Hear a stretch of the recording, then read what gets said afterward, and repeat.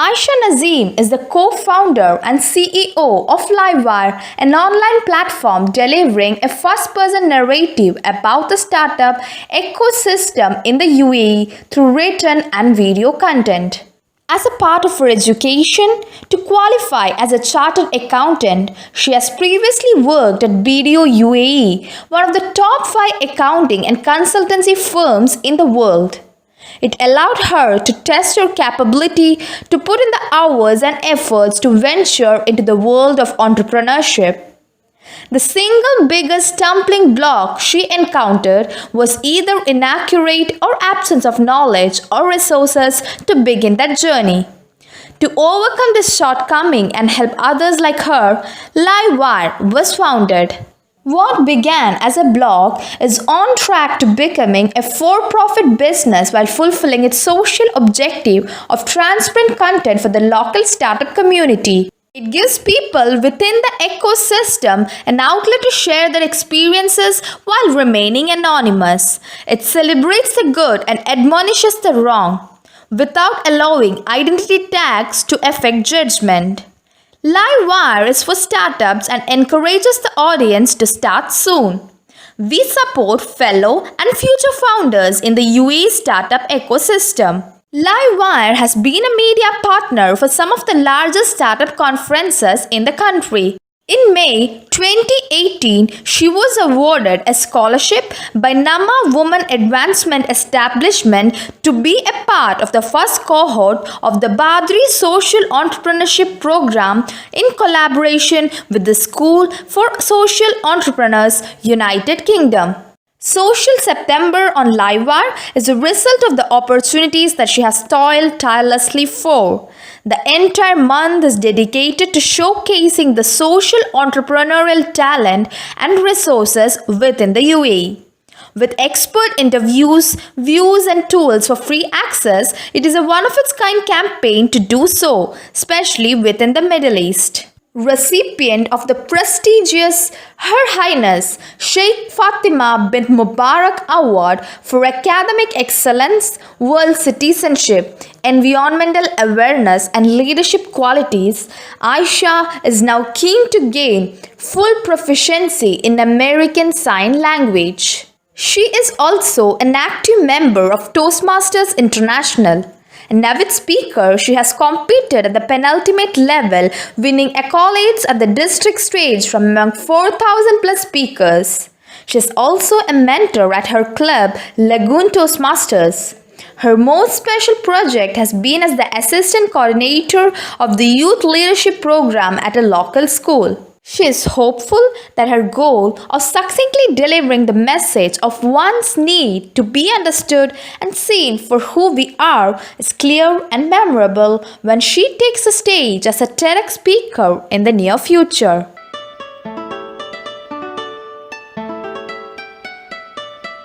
Hello friends, welcome to the 10th episode of Positive Media. Today, we are privileged with the presence of a young and charming lady, a wonderful Toastmaster, trainer, and an amazing speaker. Please give it up for Toastmaster Ayesha Naseem. Hi, ma'am. Hello, how are you? I'm fine. How are you feeling right now? I'm feeling really nice. It's good to be on the other side of the hot seat when you're not asking questions but you're answering them. Okay, so how long have you been staying here in UAE? Alright, so I was born in Dubai and have been raised in different parts of the UAE ever since. I'm a Staro product of United Arab Emirates. Okay, so since you've been staying here for a long time, which is your favorite destination in UAE? Alright, so any destination that I haven't yet been able to put my stamp on is a favorite destination or one that I aspire to go to.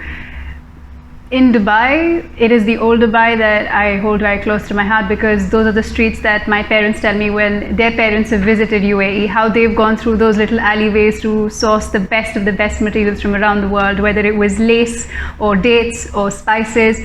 If it's Sharjah, it has to be again what used to be the Al Mamzar Park, where I have no idea what possessed my parents to put the tiniest of the 3 children they have in a water slide and let it go. So that's very special. traveling to, and I say traveling to because it takes about 3.5 hours from Sharjah to travel to Ras Al Khaimah to the Jabal Jais mountains again. That has been very special. But I think my favorite has always been any place where I've been with family, friends, loved ones. Anyone who's been special alongside has made the whole experience special. Me too.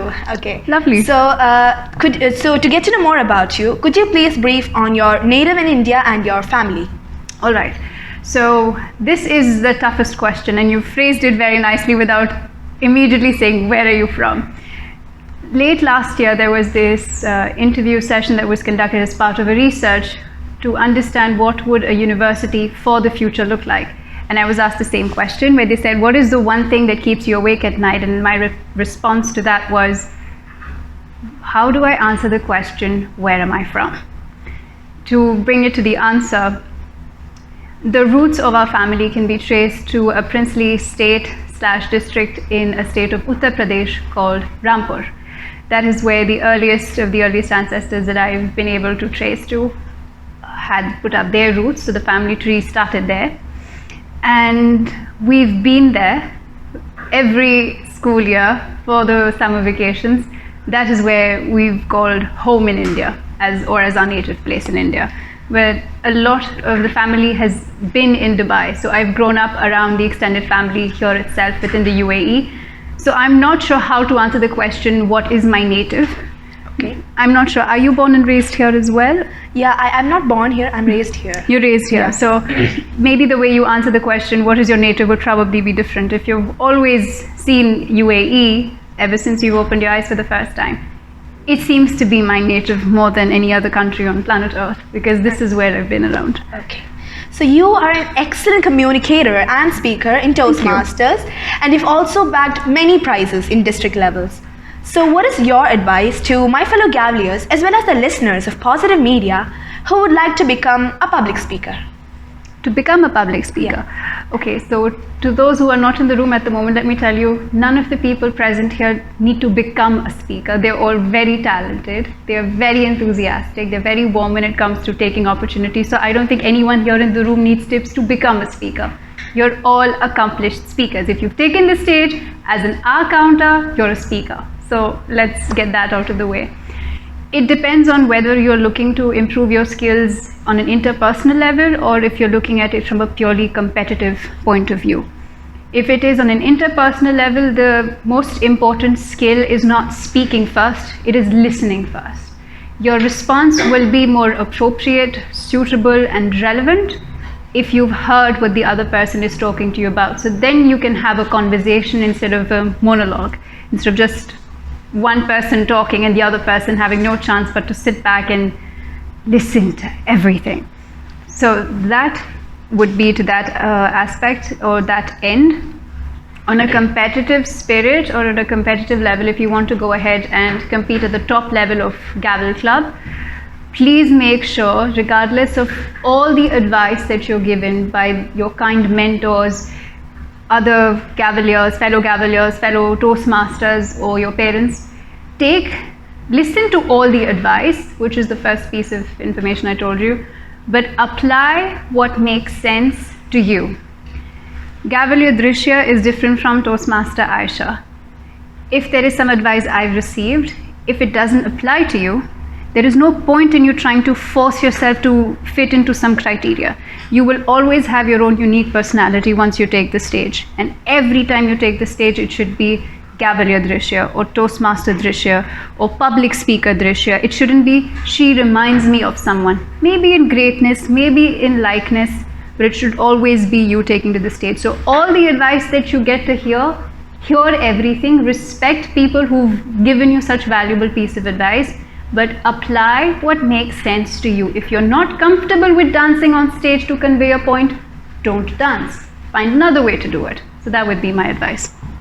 Okay, thank you, ma'am. So you are a regular contestant in Toastmasters and you've also bagged many prizes in district levels. So what is your success formula in winning a speech contest? Winning a speech contest. Okay, so I have participated exclusively in the evaluation speech contest at the district level, at the top of the top, when it comes to the creme de la creme.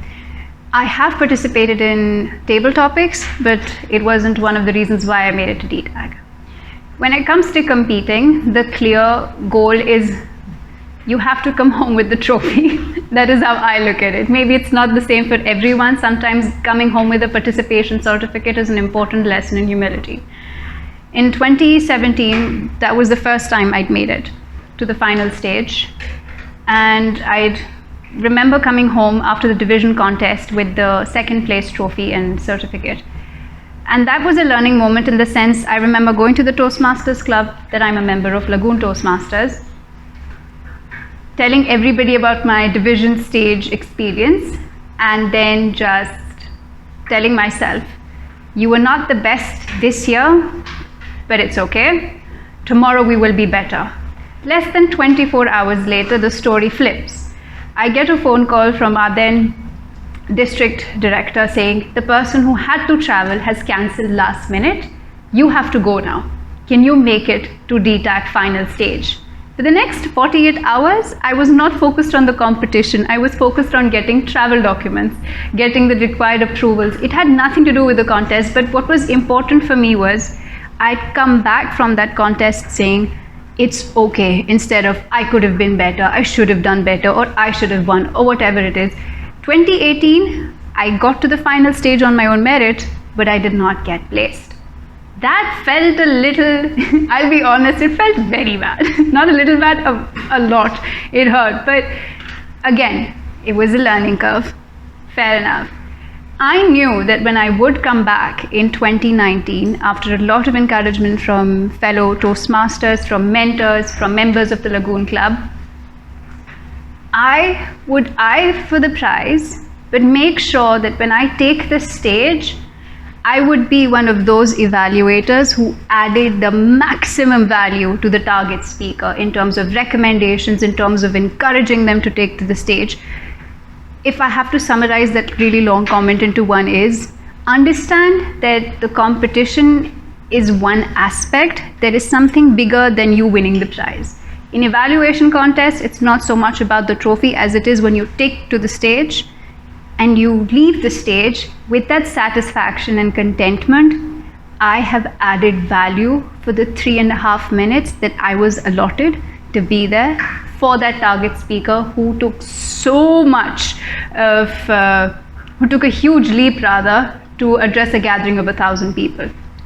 That has been the one thing that has stayed with me, that the competition is, yes, very important, but there are bigger things around it as well that you have to be very mindful of. Okay. So you are an expert in evaluation segment, right? I hope so. So what is your advice to the speech contestants who are going to compete in an evaluation contest? All right. Let me just ask all of you present here, how many of you have evaluated a speaker at club level? Please raise your hands. Just here in your club, how many of you have evaluated? All right. How many of you would like to participate in evaluation contest?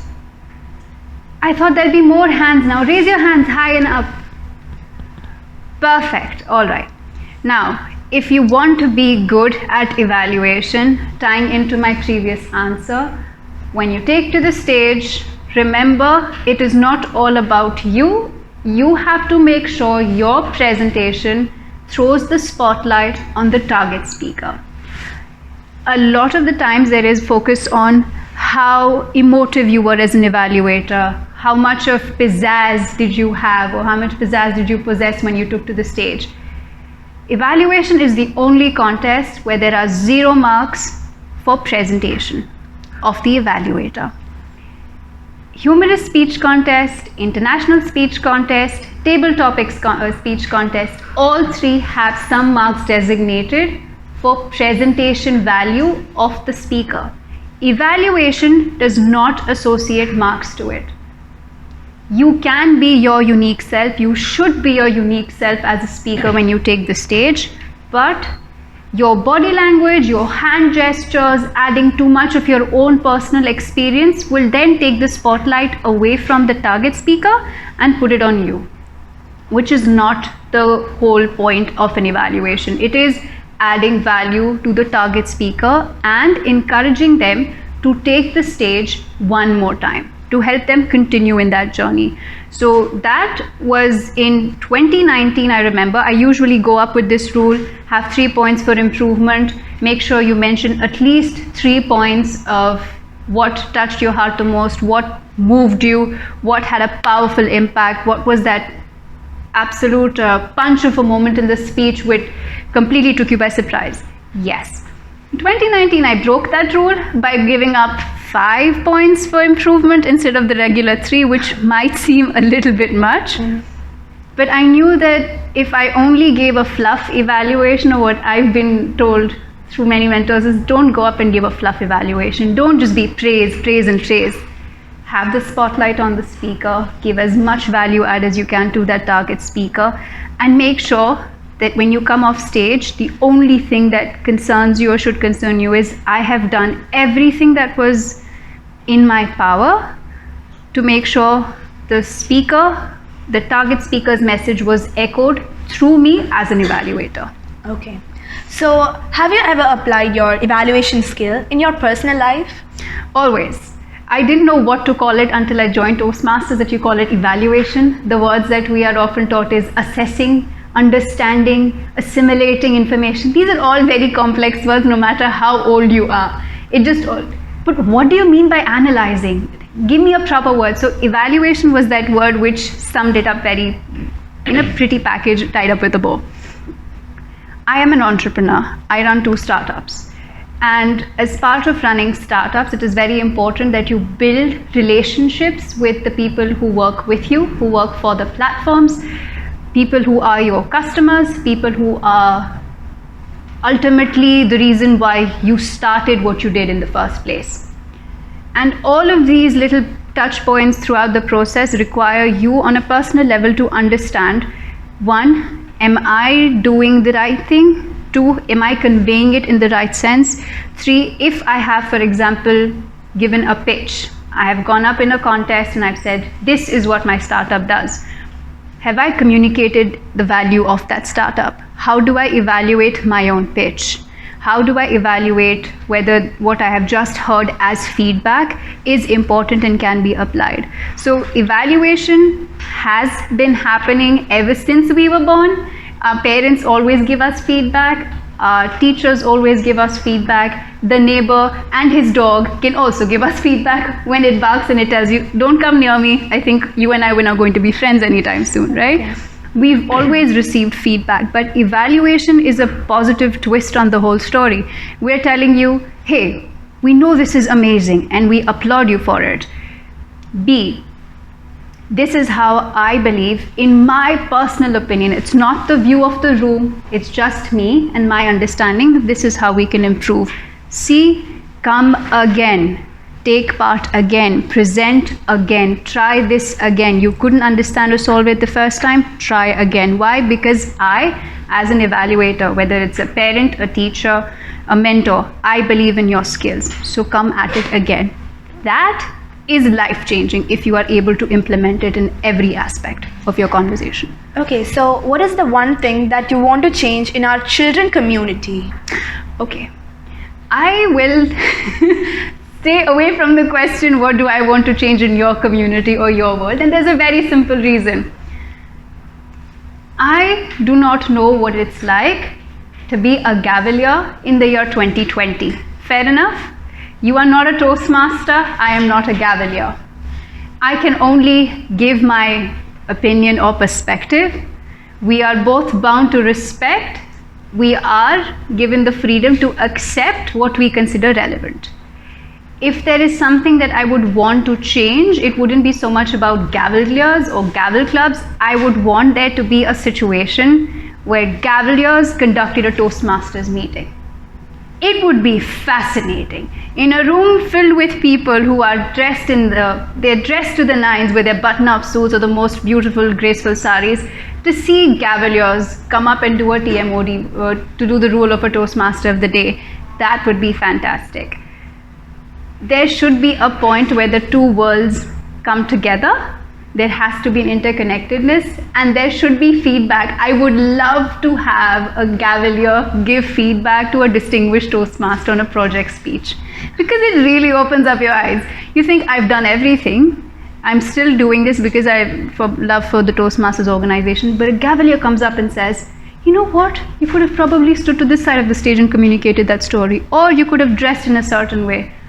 I would not so much as advise you as Gavaliers, I would want the two of you to come together and then see the sparks happen. That would be a dream come true, for sure. Okay. So the following questions are nothing related to Toastmasters. Okay. It's more about how you reply to the question. Okay. It should be your personal opinion, and it Fair. can add your life experiences. Okay. So the first question is, how do you find strength when you're going through hardships? Okay. How many of us have felt very horrible for reasons that were outside our control? Please raise your hands. Like something terrible happened and it was not in your control. All right. So first piece of advice or biggest learning I've had is, you should never waste a second of your precious time on planet Earth thinking or feeling terrible about what has happened and was not in your control. I will not allude to the example of examination or studies, but let's just say something happened, right? You were not feeling well and you were not able to give it your 100%, or you tried your best, something happened on the side that affected your performance. We should never spend our precious life on worrying about those things. So that was one of the things that really helped me. And whenever someone around me, whether that's my parents, when they talk about something that's happened at work, or if it's my siblings and they have something to talk about, whether it was work or education or something or the like, anybody, my first question to anyone who has an issue or is talking to me about it and they want advice, not just to listen, but they want me to say something about it, the first question I ask is, could you have done something to change that outcome? And if the answer is no, stop right there. Don't bother yourself about it. Something happened a couple of months ago. I was going at full speed with my startup and I said, step 1, step 2, step 3, step 4, step 5, done. By the year 2020 rolls in, I am there and I don't have to worry about it. But unfortunately, something happened on a personal side and that affected my ability to work or study. There's only so much time I can blame myself for doing it. I knew and I understood these are the priorities and I have to get it done. Now my energy should be focused on, okay, time lost, fair enough. Now let's accelerate the journey. The second thing is my name. That gives me a lot of strength. And I ask all of you to please go home and please ask your parents what is the meaning of your name and why they named you a certain way. Right? There's so many different spellings for every name, but ask your parents that. My name, Aisha, is derived from the Arabic word Aish. So technically the pronunciation is Aisha. Aish means life in Arabic. So every time I feel this is it, this is the end of the road for me, I have to ask myself, what's your name? Aisha. I didn't hear you. What's your name? Aisha. Right? So that's what my name means to me. And when I tell people that my name means someone who is very lively, Aisha means she who lived or she who was very lively, then it makes sense to them and they say, hey, that's nice, that's exactly who you are when there is that conversation going on. So one, it's a lovely icebreaker. It diffuses a lot of situations where you just say, hey, what does your name mean?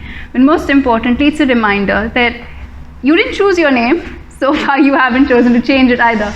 But if this name came to you, this is how you've been addressed ever since you were born, there is a meaning associated with it. And if there is none, fair enough, make it whatever it is. Whatever according to you should your name's meaning be, let that guide you. But that is that one thing that will stick with you every time. The first question that we asked today was, you said, how do you pronounce your name, right? Yeah. So that's the first thing that's associated. You can't see me wearing a badge with my name on it, but it's the first thing every time someone talks to you, whether it's as a Gavel Club, Toastmasters, school, work. Hi, what's your name? So remember, there is meaning and power in your name. Take pride. If it's a weird, confusing spelling, good for you. You should never look at it as something that, oh my God, why did they have to name me this?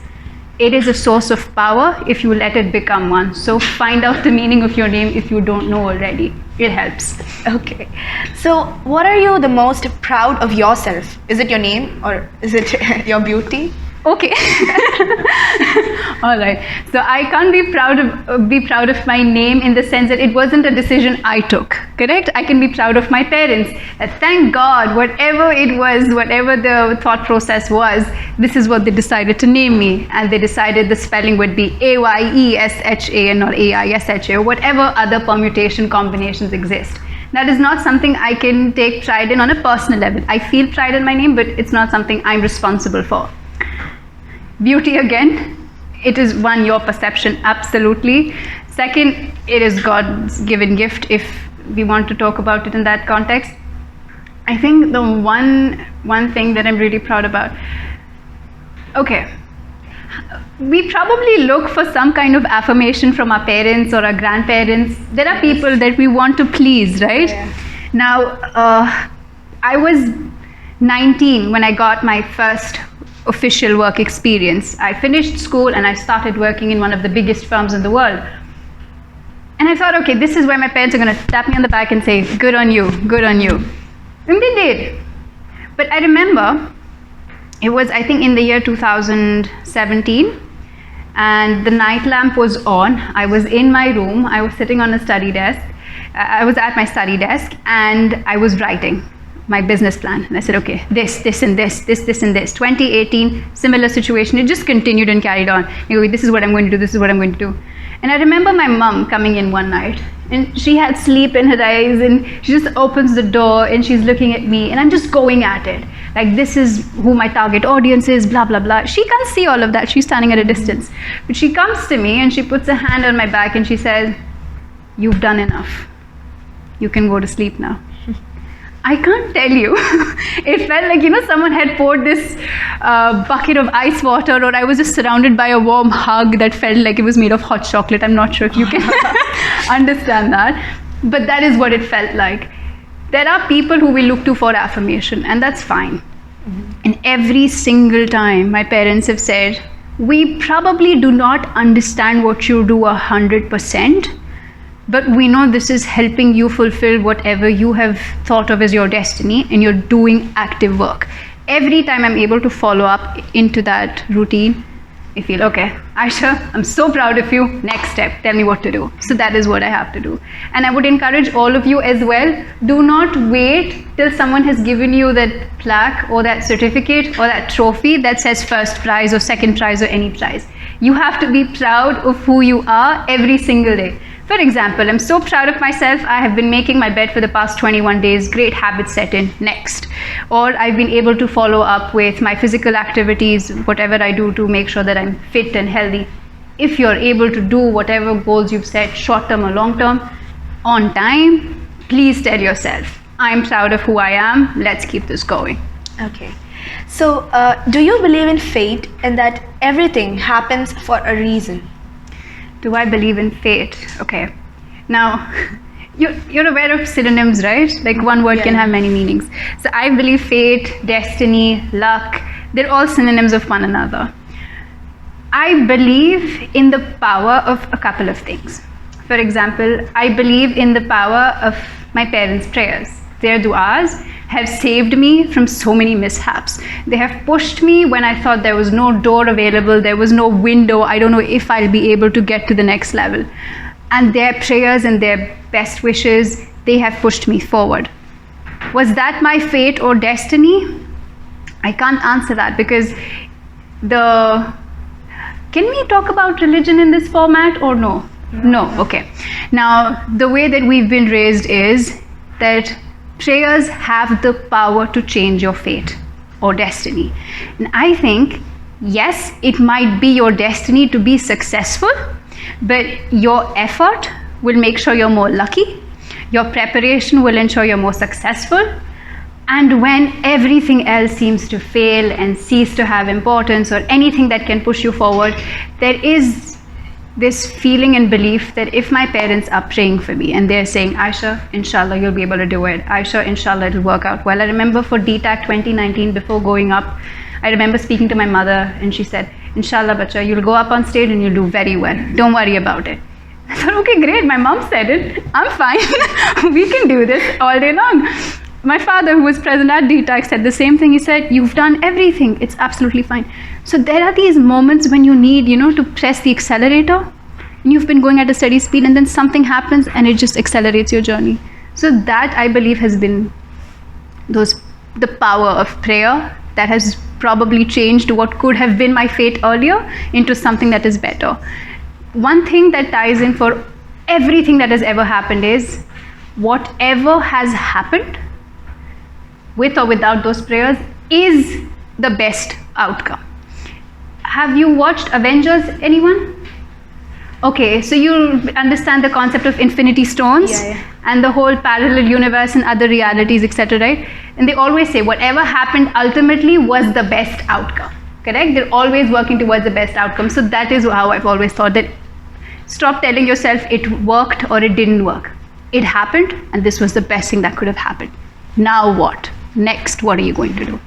Okay, so what are some strategies that can help women achieve a more prominent role in their organization? Okay. When I speak for women, I speak for one woman, and that's me. Correct? I can't speak for you. I can't speak for the rest of half the world's population. I have found that it is very impactful when you raise your hand and speak up.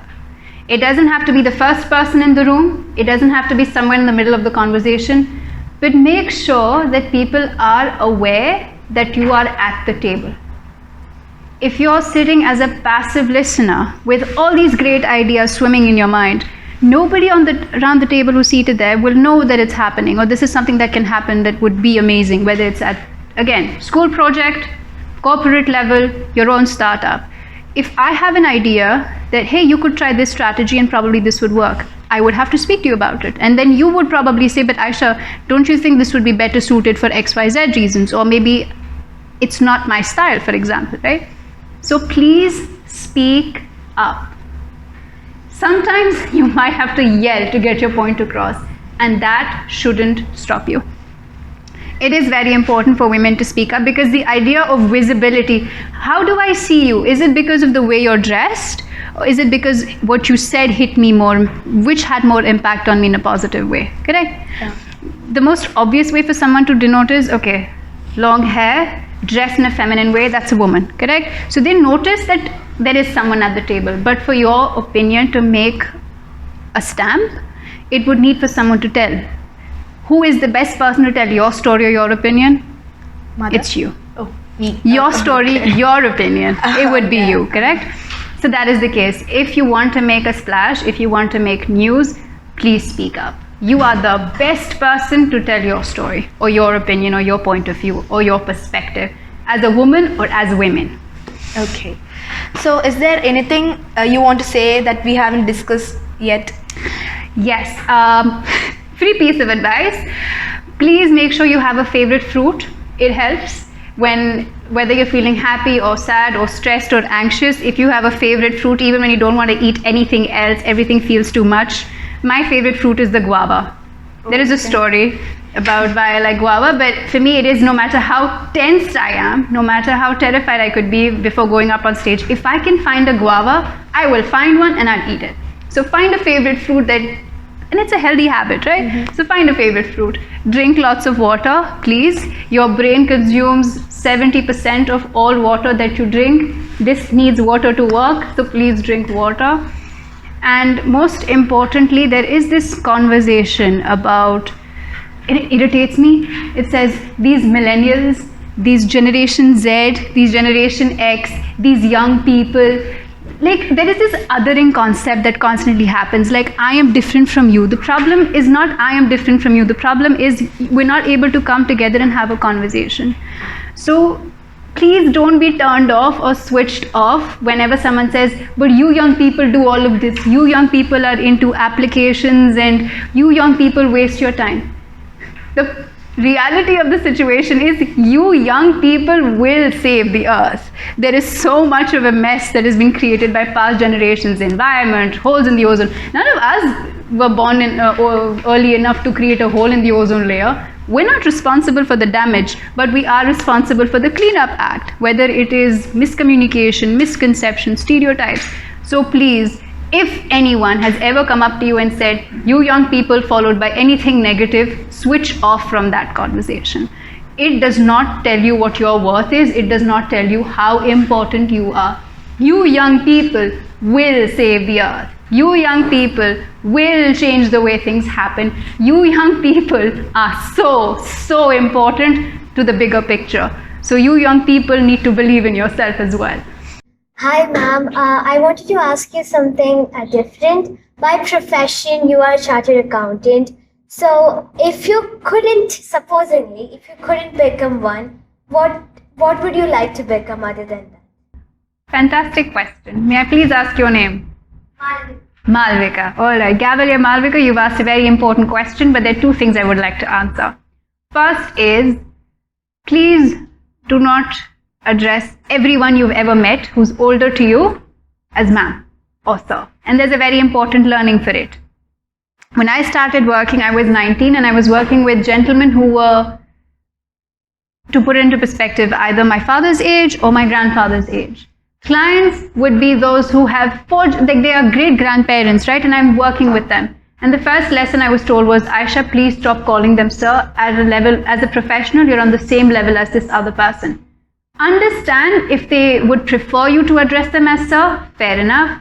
If they don't, every time you call them sir or ma'am, it's actually a communication block. So they have switched off even before you've started. And God knows how many managers at work I've called sir for 4 months till they said, Aisha, no more work assigned to you until you stop calling us this.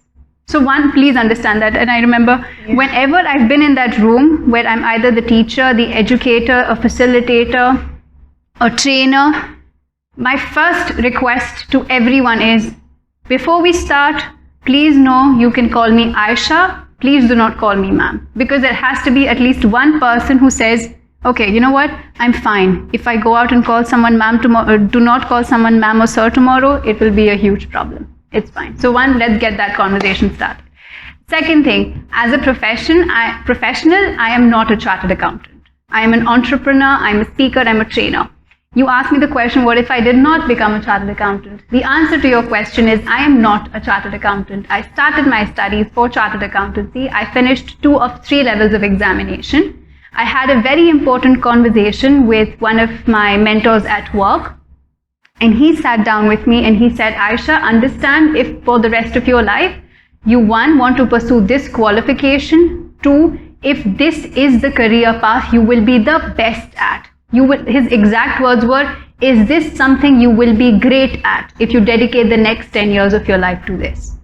If this is something you will be very good at, not great at, now is the time for you to decide this. Don't let 10 years pass you by when you become 29 or 30 and then decide to make a career shift. What I decided then was to give my final exams for chartered accountancy and then understand what else was there out in the world. So I traveled to Chennai. That was interesting. Number Chennai now, because I can understand some Tamil of it.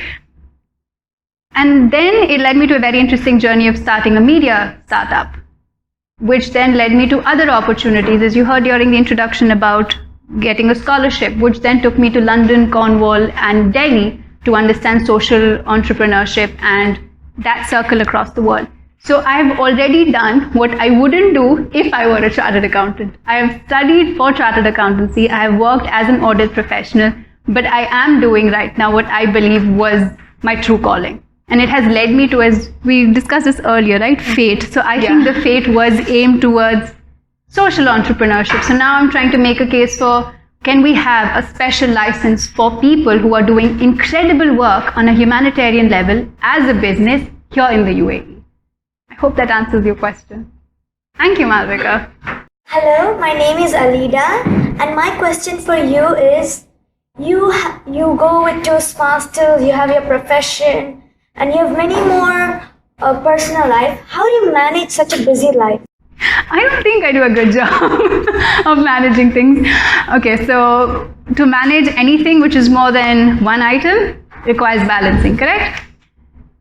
Until 2019, I think until February of 2019, I had this idea that if you just put 100% of who you are into work, startup, progress, you will get there faster, right? But the trouble with that was I was burning out. I was exhausting myself. And it took a doctor to sit me down and say, Ayesha, if there is no you, there is no startup. So you can do all you want, but you're just burning yourself into the ground.